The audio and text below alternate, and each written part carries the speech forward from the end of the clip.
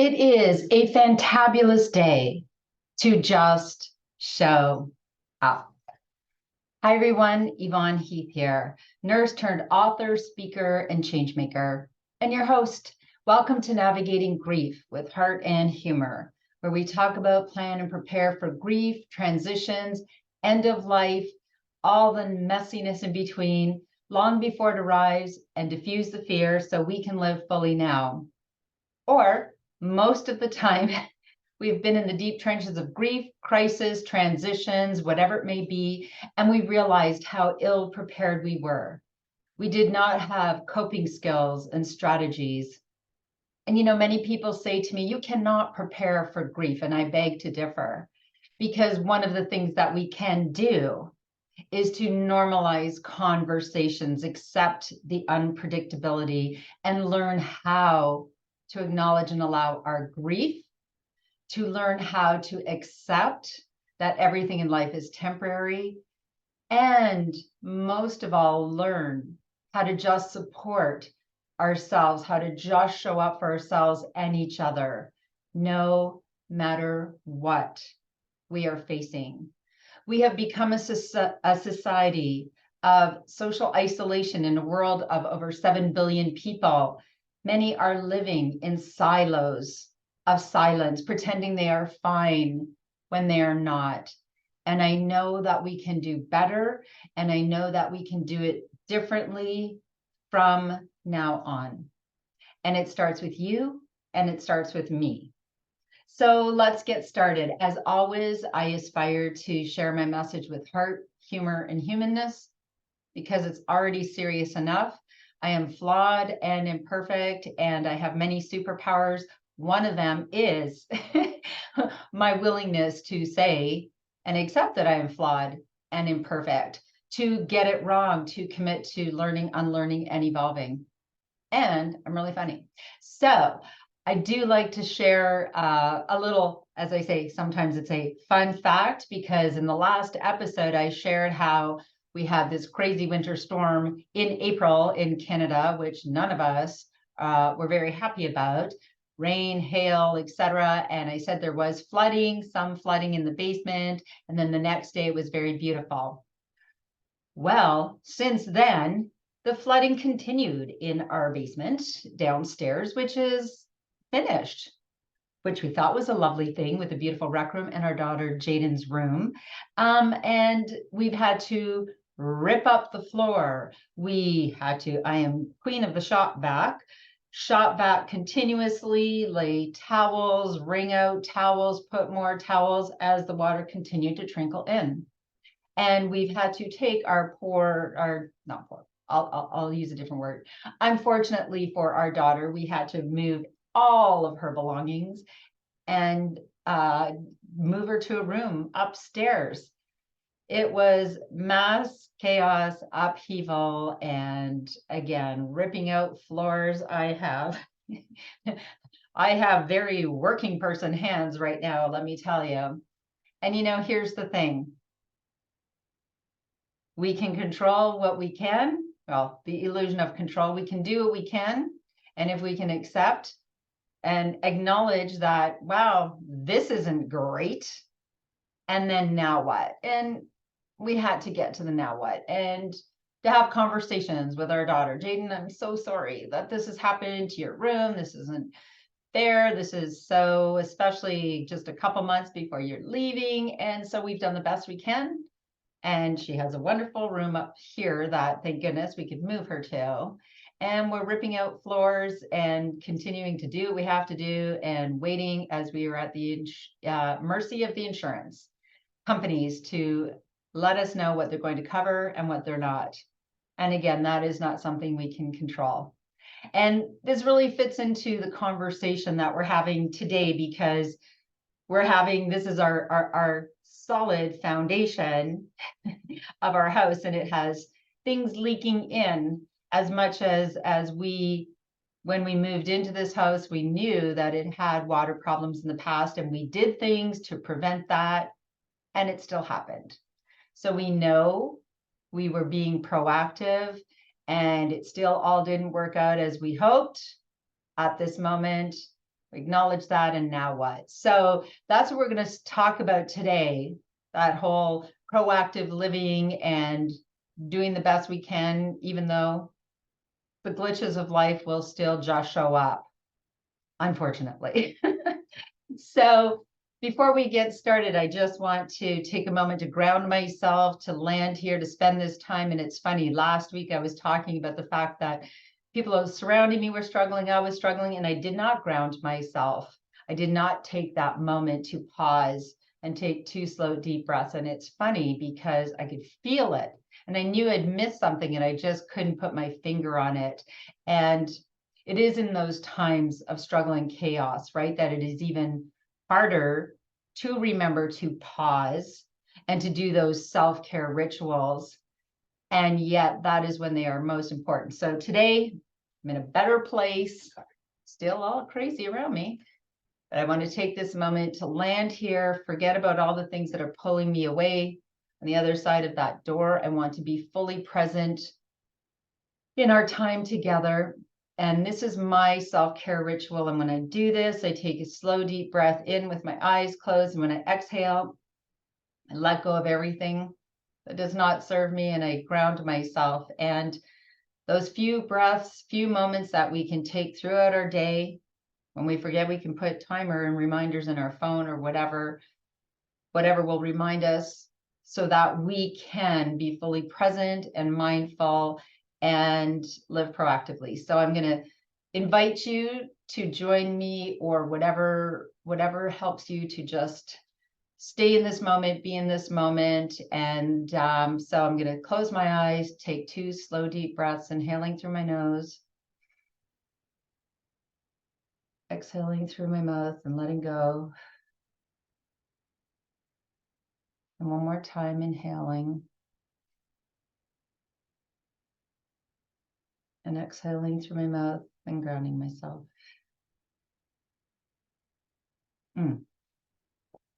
That does feel better. So back to my, when I have an episode coming up, I'm thinking I'm intentional about what you need to hear, what I need to share, what would be the best message. And, when we practice, how do we get good or better at anything we practice? We learn, we unlearn, we evolve. And to repeat, right? Practice, practice, practice, repeat. Practicing is repeating. And so, of course, I've talked about living proactively, and I will talk about it for the rest of my life, because we are talking about social change here, changing our lives. Everyone agrees that we live reactively, not proactively. Right. And that is my greatest mission on this earth in my lifetime, is for us to, the best time to start living proactively was a long time ago. And the next best time is now. And with the acceptance that as much as we live proactively and we talk about, plan, and prepare, part of that is also the acceptance that there will be glitches, that life is unpredictable. Prepare for anything. Change is the only constant.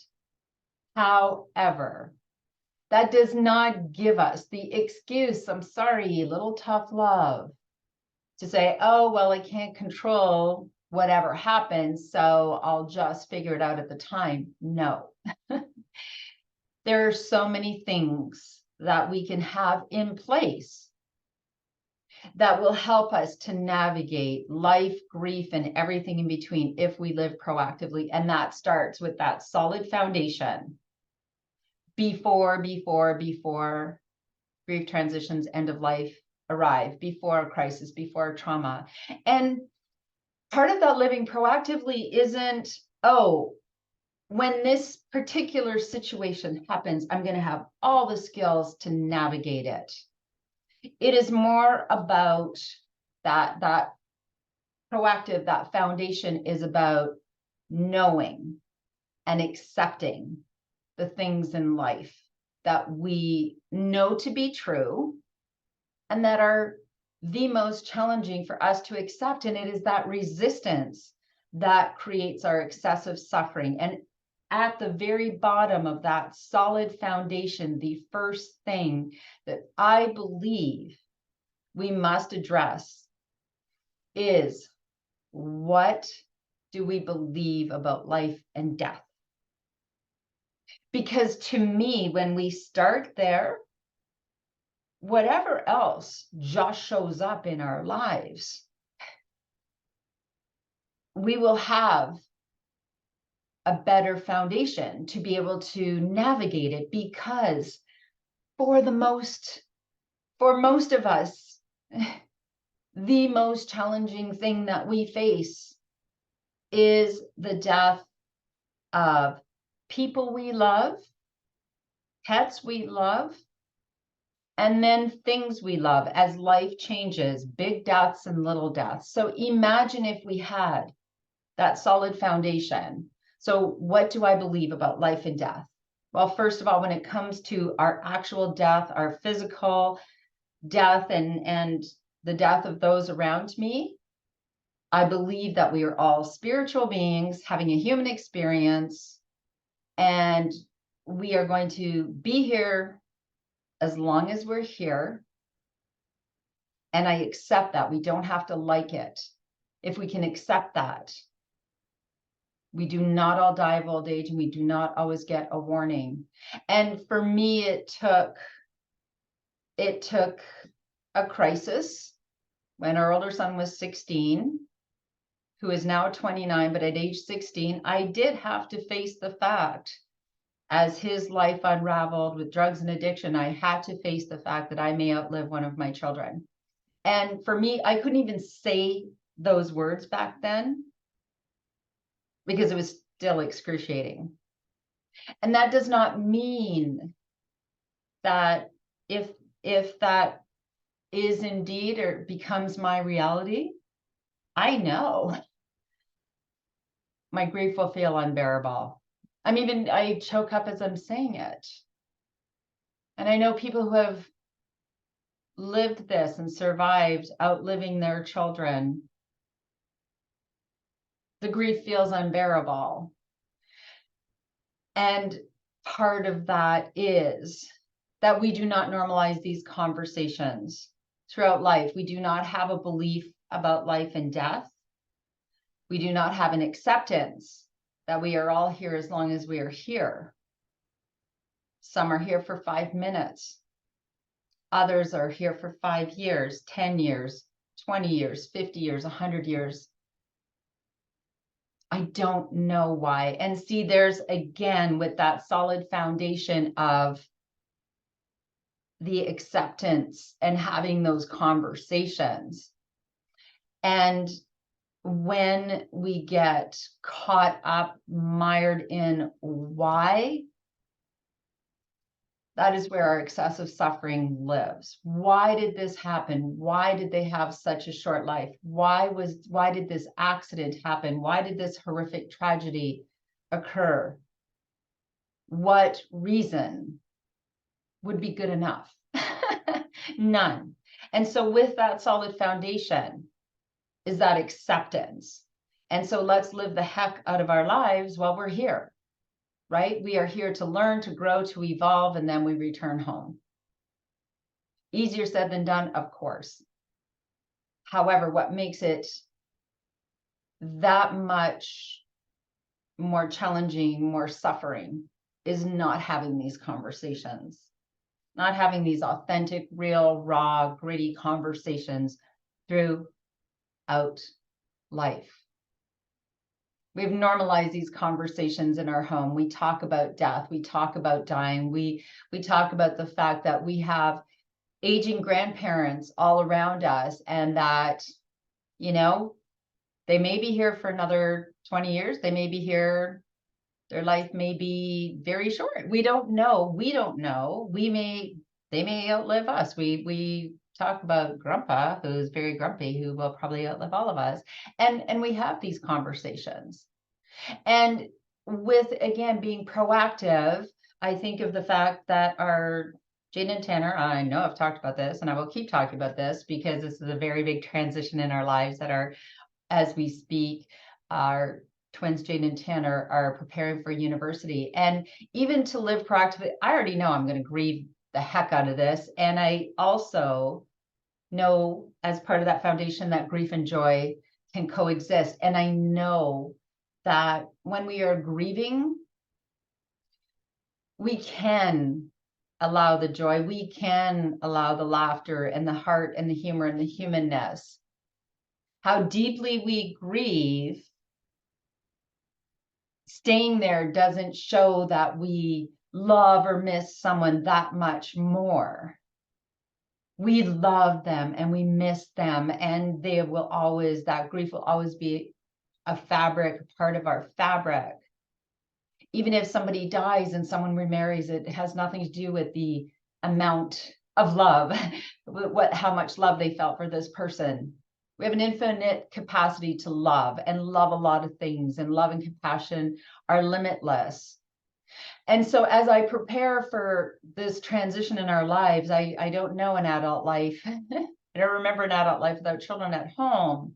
I already know that in that foundation, I will have my self-care toolbox that will help me to navigate my grief. I know that part of this will be to check in mentally, physically, emotionally, regularly. I will be intentionally, excessively compassionate with myself and others.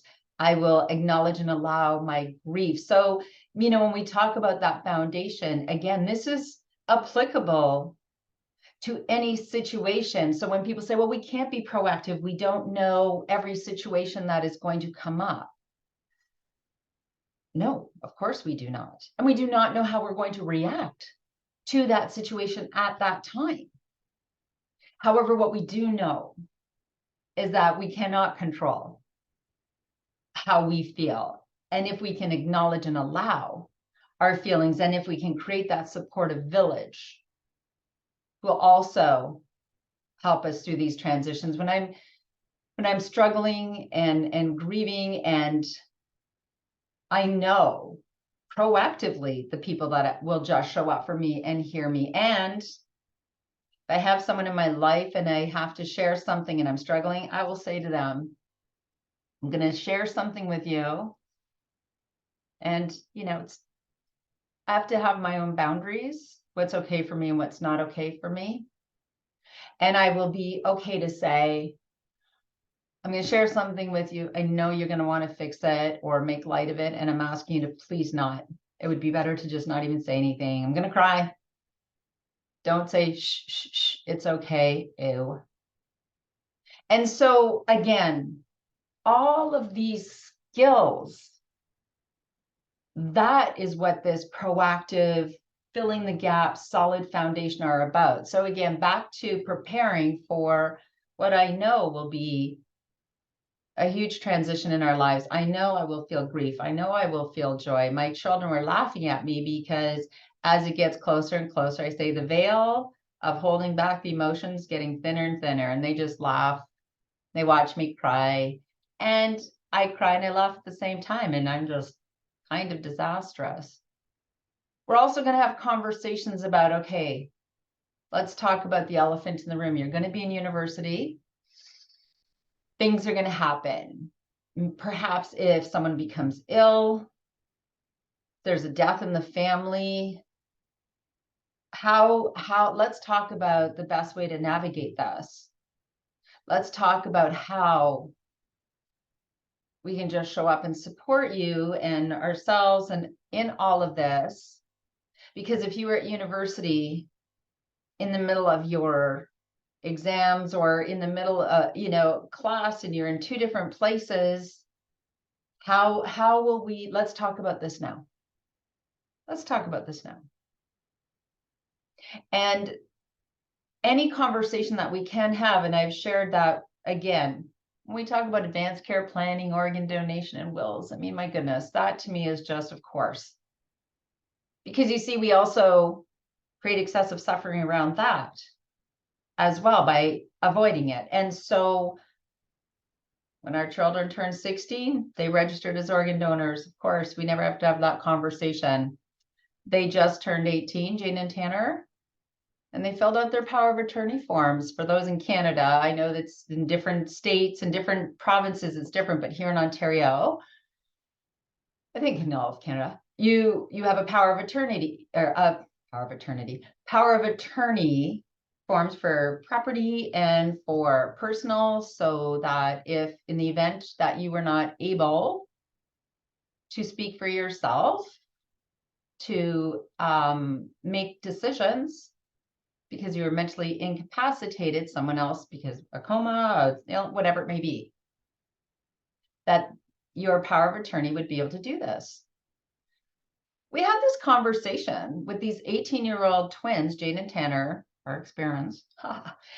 And they just said, well, yeah, of course we're going to fill this out. We're adults now. And it was a matter of fact, because that is how we have treated it. They've heard me talk about being proactive forever. And I also said, you're going to be in school and maybe you're going to be traveling. And what if there are school loans or something to pay and you're traveling and I can't get a hold of you? So let's put in an addendum. My power of attorney will take effect if I'm mentally incapacitated or I am not available due to illness or travel and no one can reach me and bills need to be paid and etc. So we did this proactively. And you see, I am walking my talk. I'm not going to tell you to do anything that I haven't done in my life. And so that solid foundation is not about preparing, okay, well, if this happens, how it's about a sort of universal skills of learning how to just show up for yourself and just showing up for others and your beliefs. And having that beautiful, wonderful, supportive village surrounding you, knowing how to take really good care of yourself with your self-care toolbox and just showing up for yourself first. And another really important piece of this proactive living is having a belief and accepting and understanding that we are all in charge of our own happiness. You can't make anyone else. And believing that whatever they are going through, they've got it. They've got this. You believe in them. You know this is a part of their journey, even if you don't understand it, even if it's hard to watch because you feel like they're suffering and your mom or friend or daughter and you know how to fix this.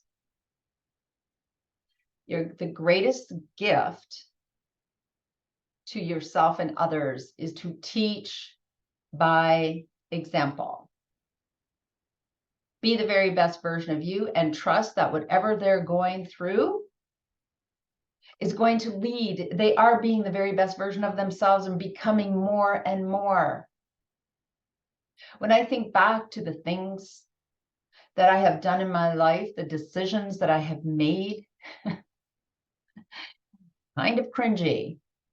And I know that my parents and people around me, I have no doubt they worried excessively for me and about my decisions.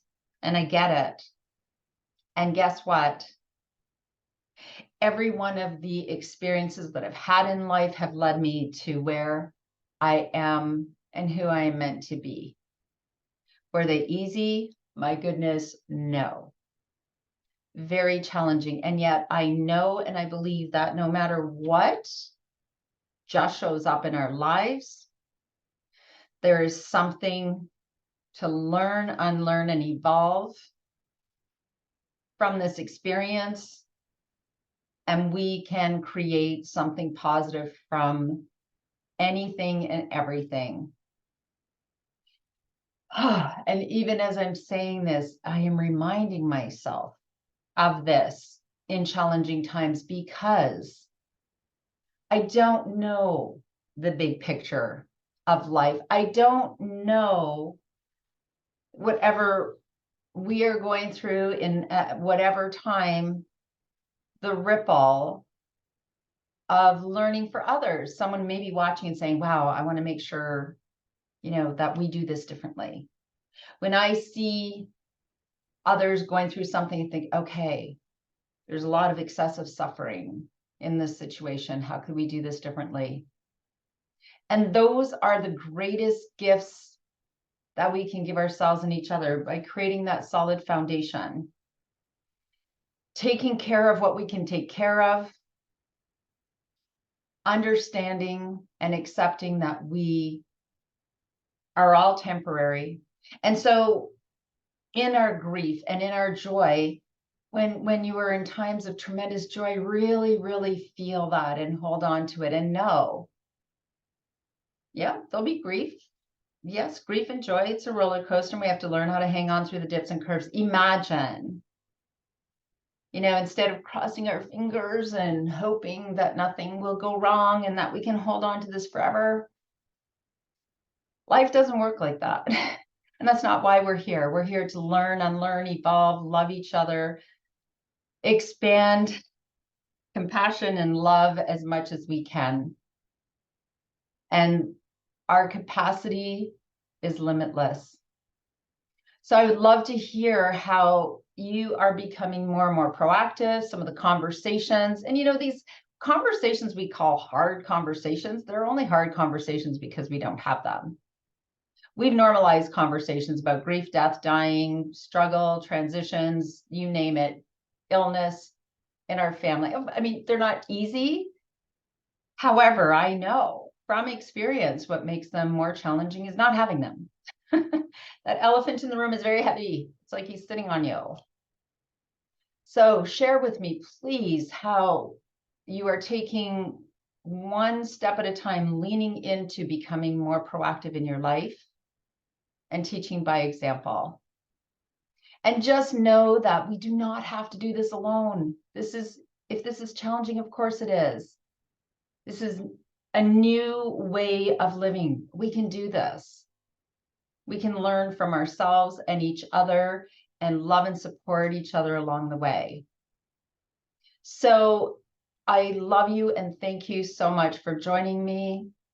Feel free to go to my website, loveyourlifetodeath.com. There are many resources there, many resources to help you lean into living more proactively and to find a beautiful, supportive online community, which is an amazing opportunity in our lives, and create your beautiful, supportive village in your neighborhood, in your community, everywhere in your family. And always remember and never forget my call to action. If you want to be able to just show up for yourselves and others and live proactively and teach by example and help to be the change we need to see in the world, plan your life, plan your death, and then just love your life to death. And always bring your own tambourine to the party. Thank you so much for joining me. Thank you for being willing to have courageous conversations. And one more thing, whatever you did or didn't do in the past, acknowledge and allow your feelings. Yes, I wish I would have done it differently. And know that now is the greatest time to start. The next best time is always now. No matter what is transpiring in your life, no matter what you have done in the past, we can do it differently now. Thank you. I love you. Feel free to connect anytime. Bye for now.